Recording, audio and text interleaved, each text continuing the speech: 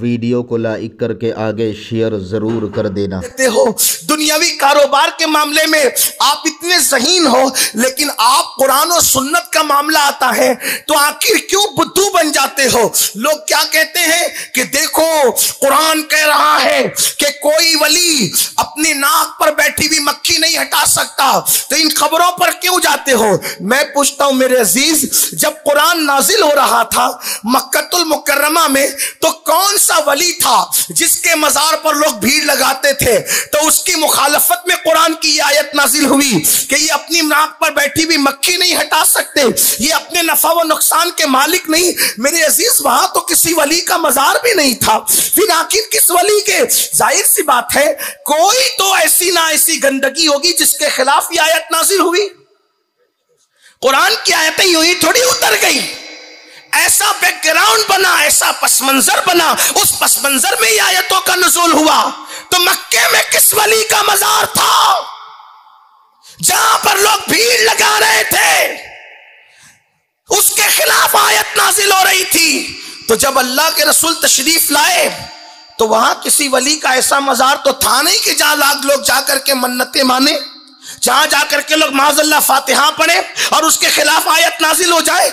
ये आयतें जो नाक पर मक्खी बैठने के ना हटाने पर है, नफा और नुकसान का जो मालिक नहीं, जिसका जिक्र आया, ना नफा पहुंचा सकते ना नुकसान पहुंचा सकते हैं, ये आयतें बुतों की मुज़म्मत में नाजिल हुई है, ये वलियों के लिए नहीं आई। अरे वली तो बाद में आए, सहाबा के भी बाद आए, हम जिन्हें वली कहते हैं। और रही बात नाक पर मक्खी बैठने की कि मक्खी नहीं हटा सकते, कौन सा वली ऐसा है जिसके नाक पर मक्खी बैठती है कब्र में। अगर वली की कब्र में नाक पर मक्खी बैठती है तो फिर वो मक्खी साहिबे करामत है,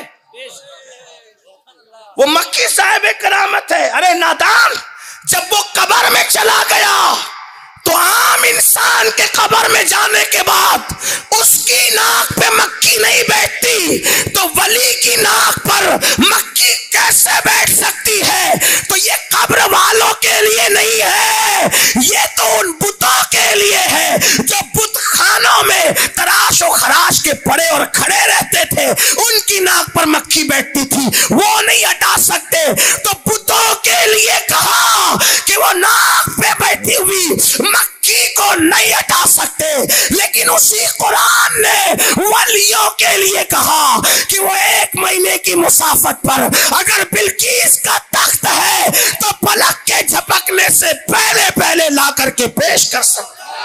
नारे तकबीर, नारे तकबीर, नारे तकबीर, नारे रिसालत, नारे रिसालत।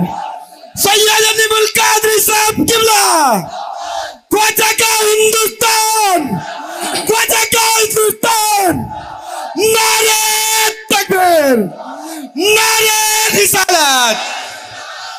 मेरी गुजारिश सिर्फ आपसे ये है, हम अहले सुन्नत कोई फिरका वारियत की बात नहीं करते, ना हम फिरका पसंद करते हैं।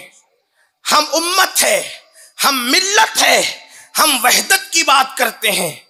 लेकिन वहदत और उम्मत और मिल्लत वही होगी जहां पर अकीदा सहाबा और अहले बैत वाला होगा, असनाफ वाला होगा। ये जो मामलात चल रहे हैं इसमें थोड़ा सा आप तदब्बुर से काम लीजिए, फिक्र से काम लीजिए कि वली के लिए कुरान क्या कह रहा है वो छोड़ दिया, और जो बुतों के लिए कह रहा था वो वली पर चिपका दिया। ये अल्लाह पे बोहतान है, ये अल्लाह पे इल्जाम है। और जो कौम अल्लाह पे बोहतान बांधे वो शर्रुल खलाइक है, वो बदतरीन मखलूक है। वलियों के लिए कुरान ने क्या कहा, वलियों के लिए कुरान कहता है कि ये मुर्दे जिंदा करते हैं।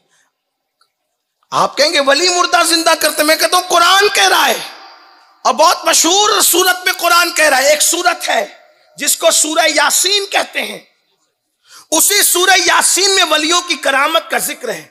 मैं तो लोगों को कहता हूं, अल्लाह के रसूल ने फरमाया मरने वालों के सराहने सूरह यासीन पढ़ो, अल्लाह मौत आसान कर देगा। लेकिन कोई ये भी तो देखे कि यासीन में है क्या।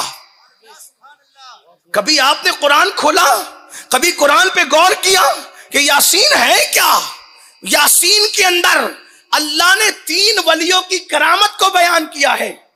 सादिक, सदूक और शमऊन की करामत को अल्लाह ने बयान किया है, लेकिन उसका कोई जिक्र करने का मौका नहीं।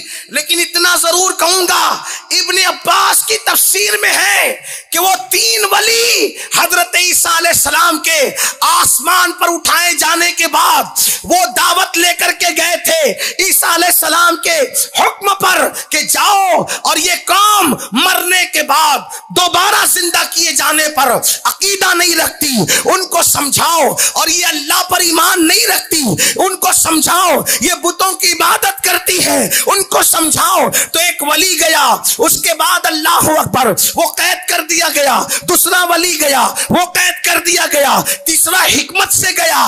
तो बाद में अल्लाह अकबर, उसने बताया अल्लाह अल्लाह कि ये क्या चीज है, और उसने मुर्दा जिंदा किया और मुर्दे ने जिंदा होकर के बताया। इब्ने अब्बास कहते हैं कि क्या हुआ, जब वो वली उस मुर्दे को जिंदा करने की बात कर रहा था तो हजरत ईसा खुदा से अर्ज कर रहे थे, मौला ये मेरे भेजे हुओं की इज्जत का सवाल है। जब ये कहेगा कि मुर्दा जिंदा हो जा तो मुर्दा जिंदा हो जाना चाहिए। हम कहते हैं ईसा की उम्मत का वली कुम्बिस्मिल्लाह कहता है तो सिफारिश के लिए ईसा खड़े होते हैं, और जब मोहम्मद रसूलुल्लाह की उम्मत का वली कुम्बिस्मिल्लाह कहते हैं तो सिफारिश के लिए मुस्तफा जाने रहमत खड़े होते हैं। नारे तकबीर, नारे तकबीर, मुर्दे, नारे रिसालत, बस्ती बस्ती तरिया तरिया, बस्ती बस्ती तरिया तरिया, नारे तकबीर, नारे रिसालत। अरे जब वली जिंदगी दे सकता अल्लाह की अता से तो क्या नहीं दे सकता? लोग कहते हैं क्या, कुरान की बात है, कुरान उठाकर देखिए। मैंने 2 बातें पेश की, एक तो सूरह नमल से तख्ते बिल्कीस का, नंबर 2 सूरह यासीन से जिंदगी देने का, मुर्दों को जिंदा करने का।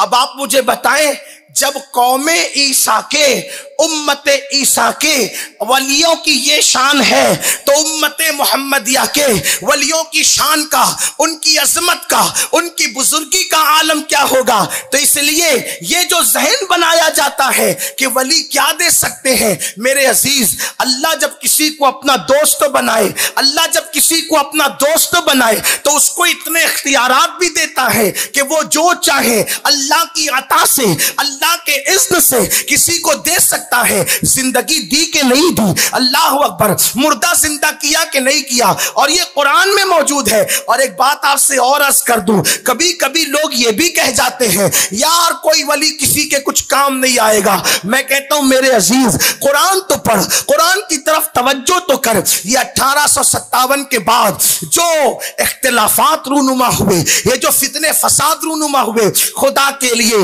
हिंदुस्तान वालों इसकी गंदगी से बाहर आओ, इसकी गंदगी से बाहर निकलो, इसकी बुराई से बाहर निकलो और उस तरफ देखो जो हमारे अस्लाफ का कीदा, जो सहाबा का कीदा, जो अहले बैत का कीदा, जो अइम्मा मुज्तहिदीन का कीदा, जो हमारे बुजुर्गों का कीदा। अल्लाह अकबर, देखो कुरान क्या कहता है, अल अखिल्लाउ यौमइज़िन बादुहुम लिबादिन अदू इल्लल मुत्तकीन। अल्लाह कुरान में फरमाता है कि जितने तुम्हारे गहरे दोस्त हैं क़यामत के दिन वो तुम्हारे दुश्मन हो जाएंगे, लेकिन क़यामत में कौन काम आएगा?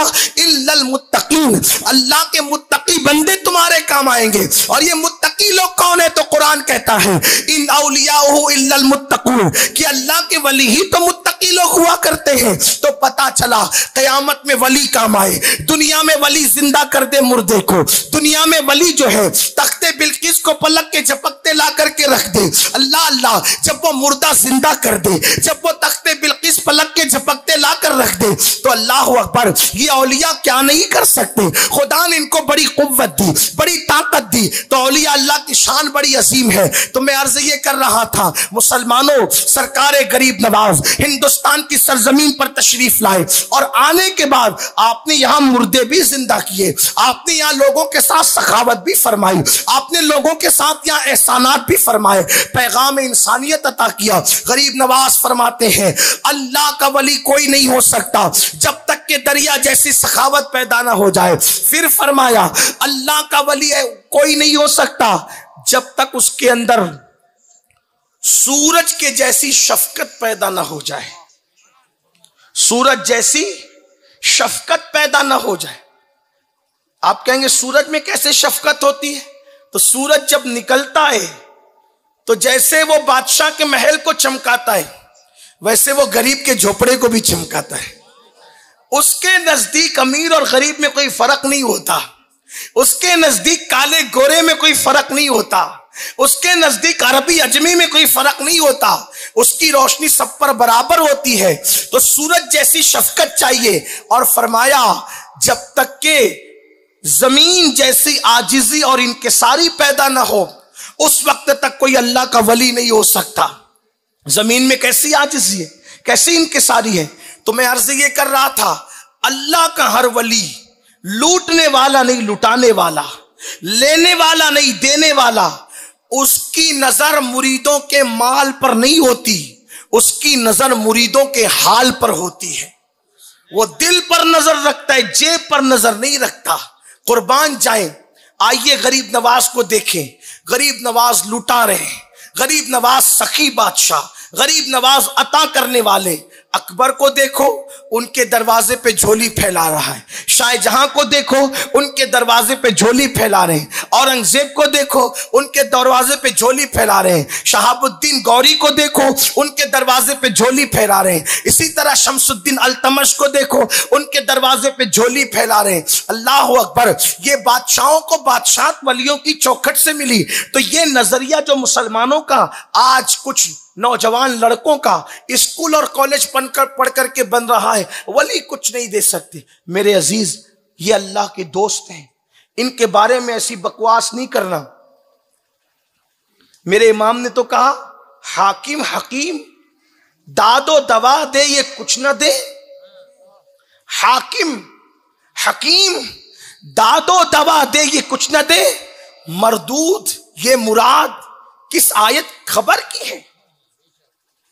हाकिम दाद देता है, हकीम दवा देता है, और ये अल्लाह के मकबूल बंदे कुछ नहीं दे। हालांकि आपने इसको नात के जिमन में बयान किया, लेकिन नात के जिम्न के साथ ये मनकबत के जिम्न में भी पढ़ा जा सकता है कि ये अल्लाह वाले कुछ नहीं दे सकते। ये मफहूम तुम कहां से निकाल कर लाए? क्या किसी आयत में है कि अल्लाह का वली कुछ नहीं दे सकता, अल्लाह का नबी कुछ नहीं दे सकता? और किस खबर में ये, किस सहाबी के कौल में ये, कहां से लाइए? कुछ नहीं। लोग अपनी मर्जी से गड़े जा रहे, लोग अपनी मर्जी से बोले जा रहे। किसने इख्तियार दिया लोगों को कि कुरान और सुन्नत में लोग अपना तसर्रुफ करें, अपने इख्तियार से बोले? नहीं नहीं मुसलमानों, हम जिस सदी में जी रहे हैं, हम जिन हालात में जी रहे हैं, इस दौर में ईमान बचाना बेपनाह जरूरी है। अगर आपने हर एक की बात पे लब्बैक कह दिया, आपने हर एक की बात पर आमन्ना सद्दकना कह दिया, तो आपकी ईमान का जनाजा निकल सकता है। इसलिए आपको चाहिए कि आप सहाबा की तरफ देखें, आप अहले बैत की तरफ देखें, आप अस्लाफ की तरफ देखें, और जो उनकी बोली बोले आपको उसी की तरफ जाना है। आपको हर ऐरे गैरे की तरफ नहीं जाना है। मुझे एक बात याद आई उसी दौर की कि अमीर खुसरो कह रहे हैं कि हमारे वतन में, हमारे मुल्क में दरिया के अंदर की मछली भी सुन्नी। आपने अपने ज़ौक़ के मुताबिक लिखा खत में। तो उस दौर में होता क्या था? कोई परेशानी है, वलियों की चौखट पे लोग नजर आ रहे, वली जमीन के ऊपर है तो भी नजर आ रहे, वली जमीन के अंदर है तो भी नजर आ रहे। आप देखिए, सबको अपनी तरफ रखिए, अपनी जगह रखिए। खुद गरीब नवाज को देख लीजिए, गरीब नवाज जब हिंदुस्तान आने के लिए निकले, तवज्जो करना, आपका सफर मजार से शुरू होकर मजार पर खत्म होता है। तवज्जो कीजिए, मजार से शुरू कहां से हुआ? मजार मुस्तफा से। वीडियो अगर अच्छा लगा हो तो लाइक करके आगे शेयर ज़रूर कर देना। अल्लाह रब्बुल इज़्ज़त इसका सिला, इसका सवाब आपको ज़रूर अता फ़रमाएगा। और अपने दोस्तों से इस चैनल को ज़रूर सब्सक्राइब कराइएगा ताकि वो लोग भी जो है दीनी मालूमात हासिल कर सकें। अल्लाह हाफिज़। अस्सलामु अलैकुम व रहमतुल्लाहि तआला व बरकातुहू।